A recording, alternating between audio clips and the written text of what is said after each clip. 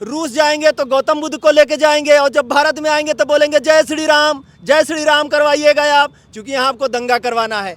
तो आपकी फिलॉसफी में ही दोगलापन है कि 100 में 90 शोषित हैं, 100 सीटों ने ललकारा है, धन धरती और राजपाट में 90 भाग हमारा है। तो जब तक हम धन धरती और राजपाट में अपना 90 भाग छीन नहीं लेते हैं अपने बहुजनों के लिए, तब तक ये लड़ाई रुकने वाली नहीं है। तो दलित समाज, शोषित वंचित समाज, अन्य पिछड़ा वर्ग समाज, मुस्लिम समाज, कोई जो है कि आपकी राजनीति का जो एक तड़का लगाने के लिए केवल तेजपत्ता नहीं, वो अपने हक अधिकार और न्यायप्रिय व्यवस्था को बनाने के लिए और बेहतर समाज निर्माण के लिए खुद आगे बढ़ के नेतृत्व करने के लिए आज अपने आप को स्थापित कर रहा है। एक आईएएस का लड़का और एक दलित का लड़का, गरीब तबके का लड़का, दोनों का जब तक एजुकेशन समान नहीं रहेगा तब तक बराबरी नहीं है। नमस्कार दोस्तों, मैं हूं आर के साथ दर्शक न्यूज़ 24 में आप सबका स्वागत करता हूं। दोस्तों, अभी हम फिर से प्रयागराज की फूलपुर विधानसभा सीट में मौजूद हैं। ऐसे में बहुत सारे आज़ाद समाज पार्टी भीम आर्मी के सैनिक हमारे साथ हैं, उपस्थित हैं। उनसे जानने और समझने का प्रयास करेंगे कि दरअसल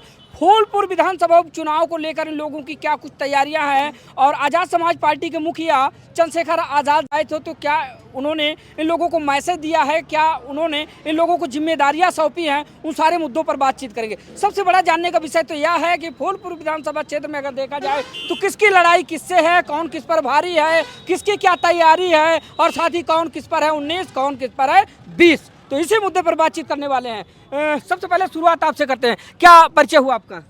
मैं शशिकांत आज़ाद जी।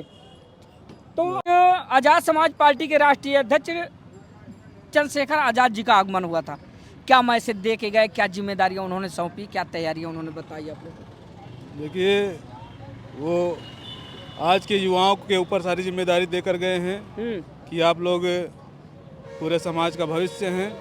आप लोग हमारे हाथ को मजबूत करेंगे तो आपका भविष्य बेहतर होगा। हाँ। आपको शिक्षा, सुरक्षा, न्याय, जो भी समाज में कमियां हैं उसको हम सत्ता के द्वारा दूर करने का प्रयास करेंगे। जहां तक मैं जानता हूं इससे पहले आप भी प्रत्याशी रह चुके हैं, है ना?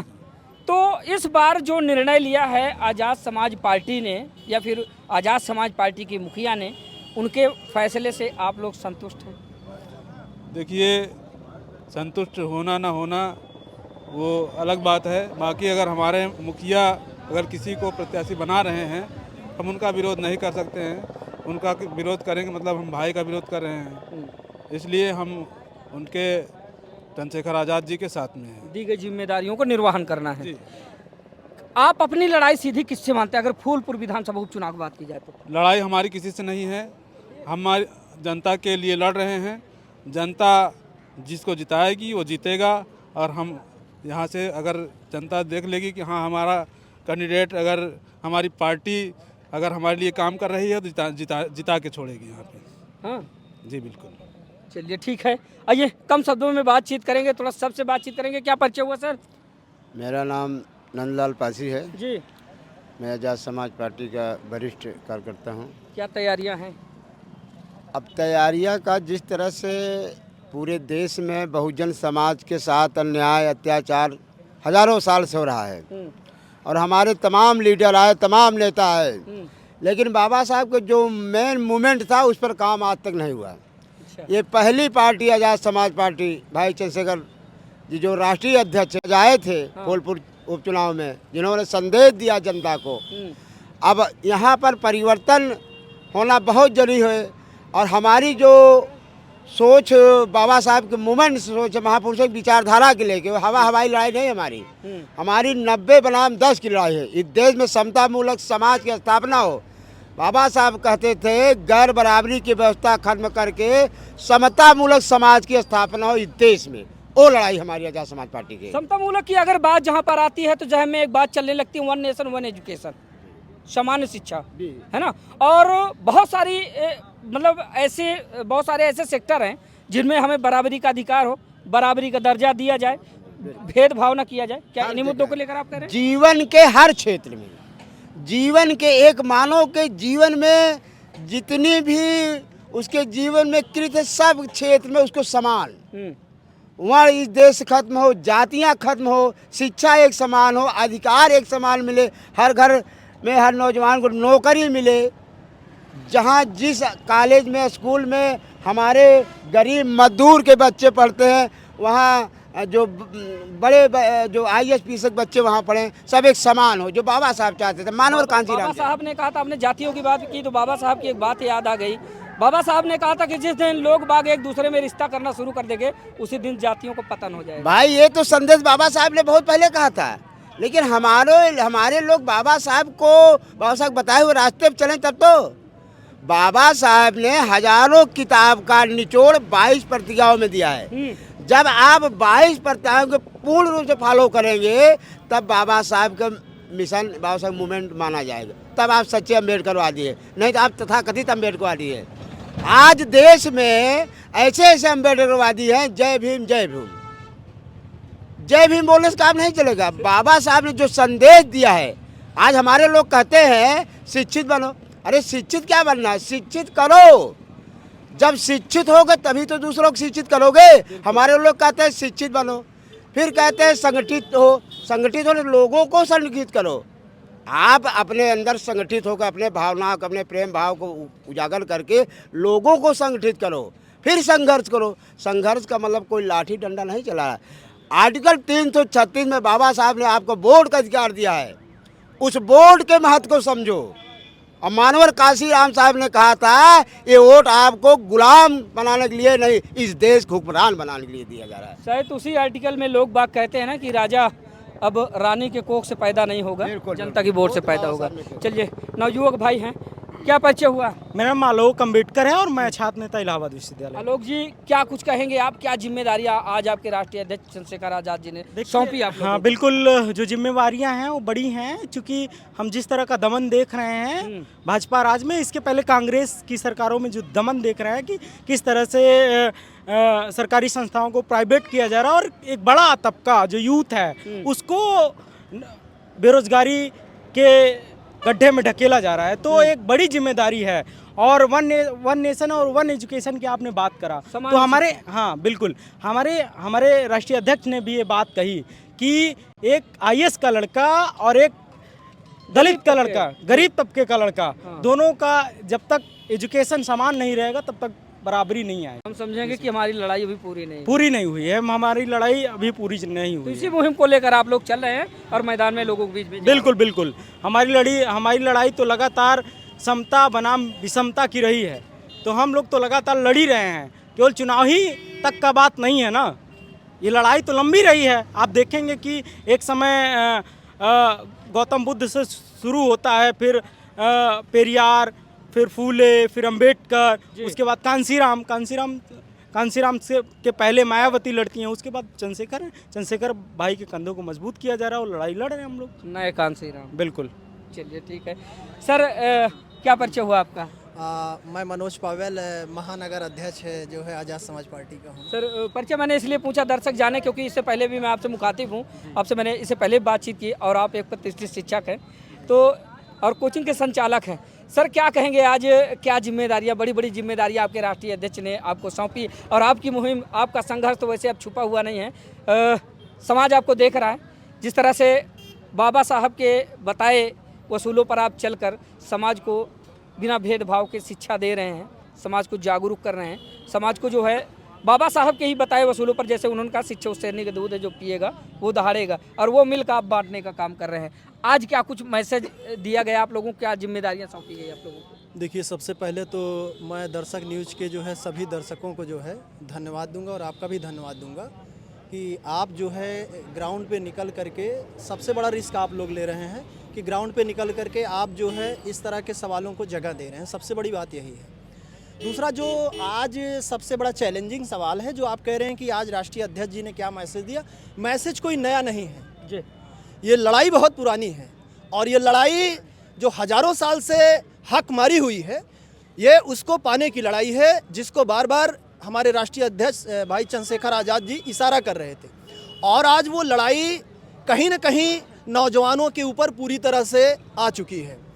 तो हम लोगों का ये कर्तव्य है कि जो हमसे हजारों साल में एक वंचित समाज जो लगातार उससे हकमारी करके उसको कहीं न कहीं जो है हाशिए पे धकेला गया, उसको गरीब बनाया गया, उसकी शिक्षा छीन ली गई और निश्चित रूप से उसके सारे अधिकार छीन लिए गए। आज उन अधिकारों को पाने का एक हमारे सामने चैलेंज है और हम उस लड़ाई को लड़ने के लिए तैयार हैं। भीम आर्मी आज़ाद समाज पार्टी के साथ हम लोग मिल करके इस लड़ाई को अंजाम तक पहुंचाएंगे और शरीर में जब तक भी खून का एक कतरा रहेगा हम अपने 1000 साल का हिसाब मांगेंगे। जिसको बाबू जगदेव कुशवाहा ने कहा था, जिनको बिहार लेनिन कहा जाता है, उन्होंने कहा था कि 100 में 90 शोषित हैं, 100 सितों ने ललकारा है, धन धरती और राजपाट में 90 भाग हमारा है। तो जब तक हम धन धरती और राजपाट में अपना 90 भाग छीन नहीं लेते हैं अपने बहुजनों के लिए, तब तक ये लड़ाई रुकने वाली नहीं है।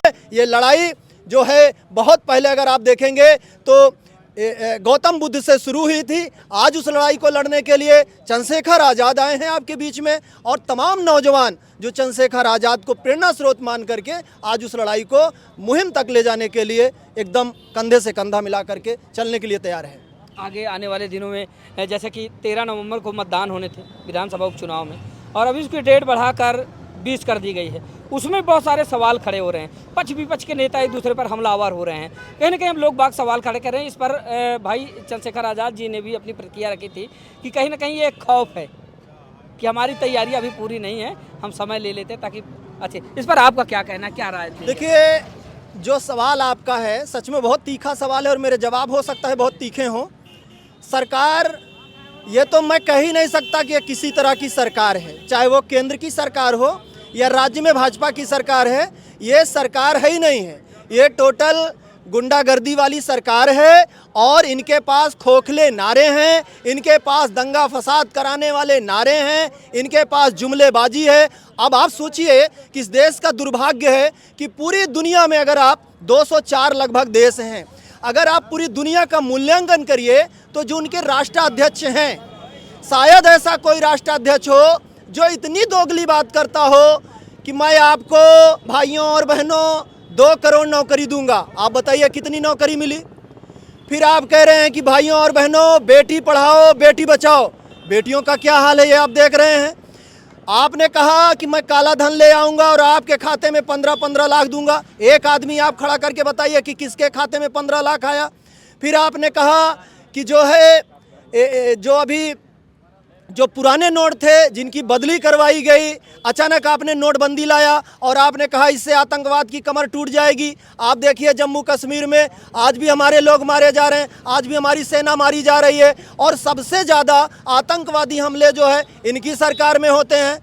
तो आप देखिए ना, गजब का मजाक चल रहा है इस देश में। आप प्रधानमंत्री हो कि आप जो है झूठ का चलता फिरता हुआ एक बक्सा हो, तो आप पूरी दुनिया में आपकी हंसी उड़ाई जा रही है। जब आप जाएंगे तो गौतम बुद्ध को लेके जाएंगे, अमेरिका जाएंगे, जर्मनी जाएंगे, रूस जाएंगे तो गौतम बुद्ध को लेके जाएंगे और जब भारत में आएंगे तो बोलेंगे जय श्री राम करवाइएगा आप, क्योंकि यहाँ आपको दंगा करवाना है। तो आपकी फिलॉसफी में ही दोगलापन है। तो मैं ये कहूँगा कि सरकार के पास कुछ भी नहीं है, कोई इशू नहीं है। सरकार सिर्फ धन्ना सेठों की है, पूंजीपतियों की है और वो एक आदमी 2 आदमी को जैसे अडानी और अंबानी को पूंजीपति बना रही है, बाकी जनता पूरी तरह से कंगाल होती चली जा रही है। आज महंगाई इतनी ज़्यादा भयानक हो चुकी है, दूसरी तरफ रोजगार नहीं है। इसीलिए आप देखेंगे कि एक भयानक महामंदी पूरी दुनिया को अपनी चमेट में ली हुई है और महामंदी हमेशा युद्ध को जन्म देती है। तो आप देख लीजिए मध्य एशिया में भयानक युद्ध चल रहा है। आप देख लीजिए, आप छत्तीसगढ़ झारखंड में देख लीजिए, जल जंगल जमीन की लूट चल रही है और उस लूट से आपका सवाल, उस लूट की तरफ आपका इशारा ना जाए, आपका दिमाग ना जाए। उस लूट से बचने के लिए, उस लूट से आपका दिमाग मोड़ने के लिए सरकार आपके साथ जुमलेबाजी करती है। तो अब जब जंगल ही नहीं रहेगा, आदिवासियों के ऊपर आप हमले करवा रहे हैं। आप मणिपुर को देख लीजिए, मणिपुर में 2 बहनों के साथ एकदम नंगा तमाशा किया गया।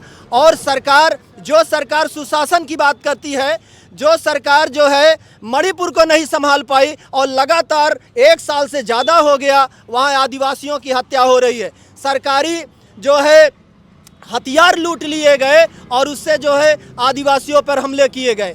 तो मैं कहूँगा कि ये सरकार को समझना पड़ेगा, ये जनता को समझना पड़ेगा कि ये सरकार नहीं है, ये पूंजीपतियों के एजेंट हैं जो पूरी तरह से इस देश को बर्बाद करने के लिए यहाँ पर सत्ता पे कब्जा हो चुके हैं। इनको हटाने के लिए भाई चंद्रशेखर जी ने आज जो मैसेज दिया है, इसको हम जन जन तक, गांव-गांव तक, गली मोहल्ले तक हम लोग पहुंचाएंगे और अपनी आखिरी दम तक, अपनी आखिरी सांस तक हम अपने आने वाले परिवार और बच्चों के लिए इस लड़ाई को अंजाम देने के लिए तैयार हैं। चलिए ठीक है। एक और जो है आज़ाद समाज पार्टी के ही कार्यकर्ता हैं। क्या परिचय हुआ आपका? दिनेश चौधरी नाम है, मैं कुराऊं का रहने वाला हूँ। अच्छा, कुराऊं से हैं।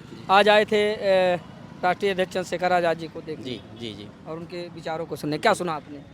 देखिए, उन्होंने जो बताया है, अभी बहुत सारे लोगों ने आपसे भी बातचीत में कहा है कि जो वो बात जिम्मेदारी से जिन बातों को कह रहे थे, चाहे वो सेम एजुकेशन पॉलिसी का मामला हो, चाहे राजनीति में एक राजनीतिक लोगों की नैतिक जिम्मेदारी है समाज के प्रति, उसकी जवाबदेही का मामला हो, ये टोटल ये बातचीत उन्होंने किया है। और हम लोग इसी मूड और विचार के साथ उनके साथ कंधे से कंधा मिला के साथ खड़े हैं। चूँकि कुछ लोगों को गफलत हो गया था कि दलित शोषित वंचित समाज के लोग राजनीति का जो है कि तेजपत्ता समझ लिए, तो ऐसा कुछ नहीं है। तड़का लगाओ, यहाँ तड़का लगाओ और आगे बढ़ जाओ। तो दलित समाज, शोषित वंचित समाज, अन्य पिछड़ा वर्ग समाज, मुस्लिम समाज, कोई जो है कि आपकी राजनीति का जो एक तड़का लगाने के लिए केवल तेजपत्ता नहीं, वो अपने हक, अधिकार और न्यायप्रिय व्यवस्था को बनाने के लिए और बेहतर समाज निर्माण के लिए खुद आगे बढ़ के नेतृत्व करने के लिए आज अपने आप को स्थापित कर रहा है। जी बिल्कुल। तो दोस्तों बता दें कि आज हम प्रयागराज की फूलपुर विधानसभा क्षेत्र के मलामा बुजुर्ग में मौजूद थे, जहां पर आज आज़ाद समाज पार्टी के राष्ट्रीय अध्यक्ष चंद्रशेखर आज़ाद का आगमन हुआ था। उनके जाने उपरांत बहुत सारे आज़ाद समाज पार्टी के भीम आर्मी के कार्यकर्ता, पदाधिकारीगण थे, जिन सबने बातचीत करने का प्रयास किया। उनके भाव विचारों को आप लोगों ने सुना।